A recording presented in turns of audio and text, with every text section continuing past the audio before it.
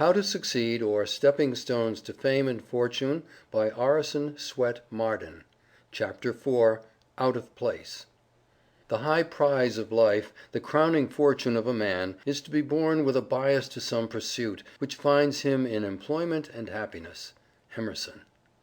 The art of putting the right man in the right place is perhaps the first in the science of government, but the art of finding a satisfactory position for the discontented is the most difficult. Talleyrand. It is a celebrated thought of Socrates, that if all the misfortunes of mankind were cast into a public stock, in order to be equally distributed among the whole species, those who now think themselves the most unhappy would prefer the share they are already possessed of, before that which would fall to them by such a division. Addison. I was born to other things. Tennyson. How many a rustic Milton has passed by, stifling the speechless longings of his heart in unremitting drudgery and care. How many a vulgar Cato has compelled his energies, no longer tameless then, to mold a pin or fabricate a nail. Shelley. "But I'm good for something," pleaded a young man whom a merchant was about to discharge for his bluntness. "You are good for nothing as a salesman," said his employer. "I am sure I can be useful," said the youth. "How? Tell me how." "I don't know, sir, I don't know." "Nor do I," said the merchant, laughing at the earnestness of his clerk. "Only don't put me away, sir, don't put me away. Try me at something besides selling."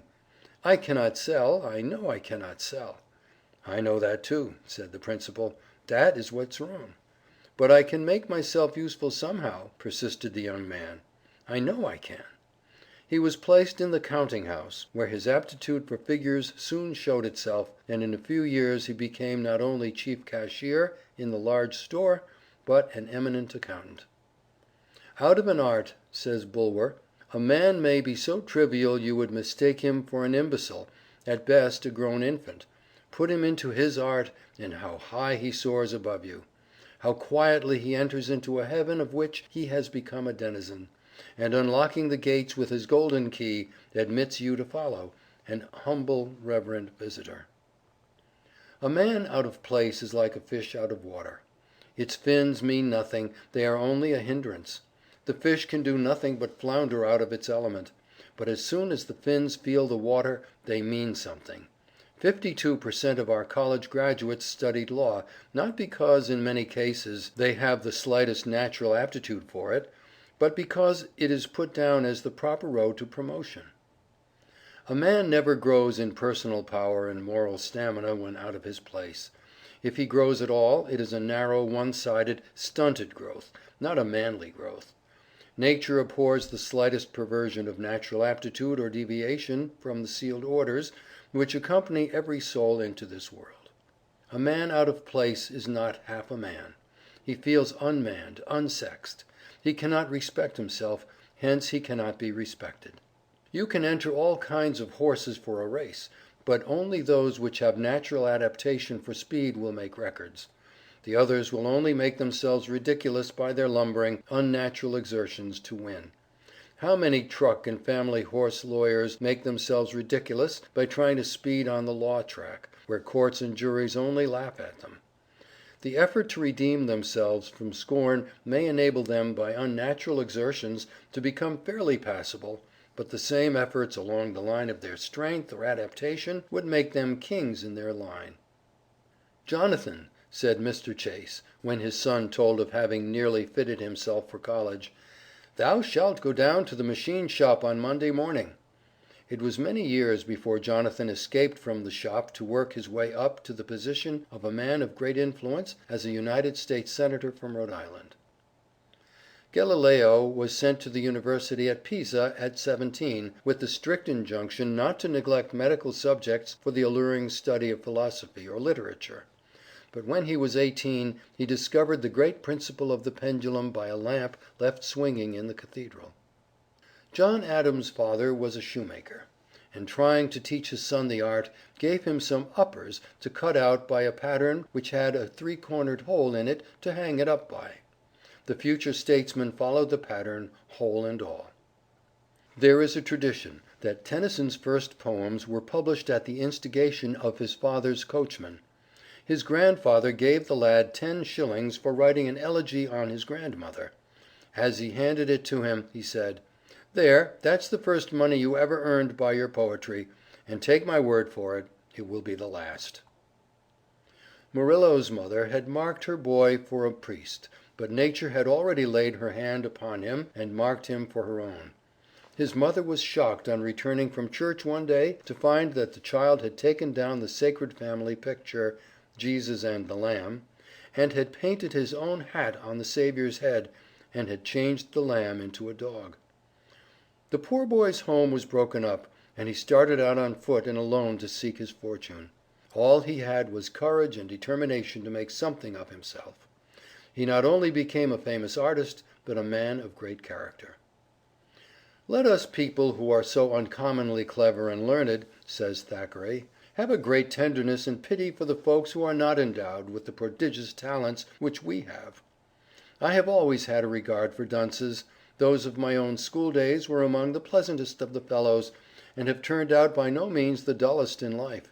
Whereas, many a youth who could turn off Latin hexameters by the yard and construe Greek quite glibly, is no better than a feeble prig now, with not a pennyworth more brains than were in his head before his beard grew."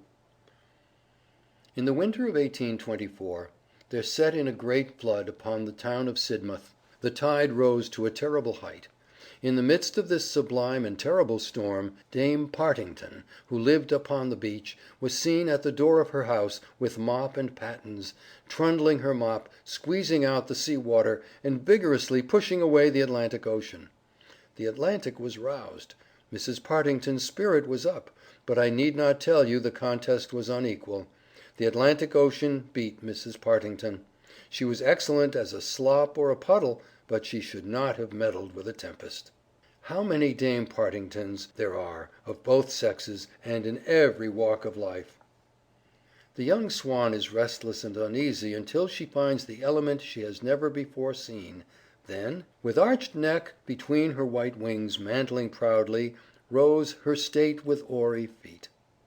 What a wretched failure was that of Haydon the painter! He thought he failed through the world's ingratitude or injustice, but his failure was due wholly to his being out of place. His bitter disappointments at his half successes were really pitiable, because to him they were more than failures. He had not the slightest sense of color, yet went through life under the delusion that he was an artist. "If it is God's will to take any of my children by death, I hope it may be Isaac," said the father of Dr. Isaac Barrow. "Why do you tell that blockhead the same thing 20 times over?" asked John Wesley's father. "Because," replied his mother, "if I had told him but 19 times, all my labor would have been lost, while now he will understand and remember." A man out of place may manage to get a living, but he has lost the buoyancy, energy, and enthusiasm which are as natural to a man in his place as his breath. He is industrious, but he works mechanically and without heart. It is to support himself and family, not because he cannot help it. Dinner time does not come 2 hours before he realizes it. A man out of place is constantly looking at his watch and thinking of his salary. If a man is in his place he is happy, joyous, cheerful, energetic, fertile in resources. The days are too short for him. All his faculties give their consent to his work, say yes to his occupation. He is a man. He respects himself and is happy because all his powers are at play in their natural sphere. There is no compromising of his faculties, no cramping of legal acumen upon the farm, no suppressing of forensic oratorical powers at the shoemaker's bench, no stifling of exuberance of physical strength, of visions of golden crops and blooded cattle amid the loved country life in the dry clergyman's study, composing sermons to put the congregation to sleep. To be out of place is demoralizing to all the powers of manhood. We can't cheat nature out of her aim. If she has set all the currents of your life toward medicine or law, you will only be a botch at anything else. Will power and application cannot make a farmer of a born painter, any more than a lumbering draft horse can be changed into a race horse. When the powers are not used along the line of their strength, they become demoralized, weakened, deteriorated. Self-respect, enthusiasm and courage ooze out. We become half-hearted and success is impossible. Scott was called the great blockhead while in Edinburgh College. Grant's mother called the future general and president "Useless Grant," because he was so unhandy and dull. Erskine had at length found his place as a lawyer. He carried everything before him at the bar. Had he remained in the navy, he would probably never have been heard from. When elected to Parliament, his lofty spirit was chilled by the cold sarcasm and contemptuous indifference of Pitt, whom he was expected by his friends to annihilate. But he was again out of his place. He was shorn of his magic power, and his eloquent tongue faltered from a consciousness of being out of his place. Gould failed as a storekeeper, tanner and surveyor and civil engineer, before he got into a railroad office where he "struck his gait." When extracts from James Russell Lowell's poem at Harvard were shown his father at Rome, instead of being pleased, the latter said, "James promised me when I left home that he would give up poetry and stick to books. I had hoped that he had become less flighty." The world is full of people at war with their positions. Man only grows when he is developing along the lines of his own individuality, and not when he is trying to be somebody else. All attempts to imitate another man, when there is no one like you in all creation, as the pattern was broken when you were born, is not only to ruin your own pattern, but to make only an echo of the one imitated. There is no strength off the lines of our own individuality.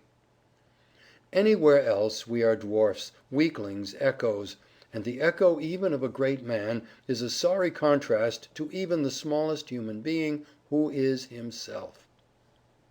End of chapter 4.